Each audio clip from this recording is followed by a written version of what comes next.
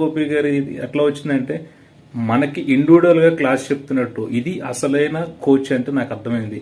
అయితే లాస్ట్ లో మళ్ళీ ఏదైనా క్లాస్ అటెండ్ చేయమంటారేమో, ఫీజు కట్టమంటారేమో అని అనుకున్నాం, కానీ ఆయన ఎప్పుడు కూడా ఫీజు అమౌంట్ అని అడగలేదు. నీ డబ్బులు నాకెందుకని అంటున్నారు. హ్యాట్స్ ఆఫ్ అండి చంద్రగోపి గారు, థ్యాంక్ యూ.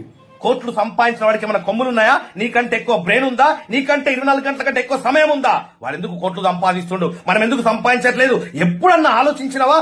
ఆలోచిస్తే నువ్వు ఇట్లా ఉంటావా?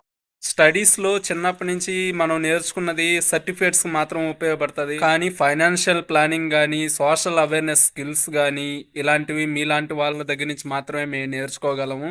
₹1,00,000 సంపాదించాలంటే ₹1,00,000 సంపాదించే మనిషికుండే లక్షణాలు ఫస్ట్ రావాలా? చెన్నా గోపి సార్ వివేకానంద టైప్ అనిపిస్తుంది. ఆయన మాట్లాడే మాటల్లో విధానం గాని, చెప్పే విధానంలో గాని, అతడు రియాలిటీని ఇలా చూపెడుతుంటే సంపాదించడానికి ఎలిజిబిలిటీ క్వాలిఫికేషన్ కాదు మిత్రమా, క్వాలిటీస్. ఆ క్వాలిటీస్ నీలో వస్తే బిడ్డ కోటీశ్వడి కాకుండా కూడా ఆపలేడు.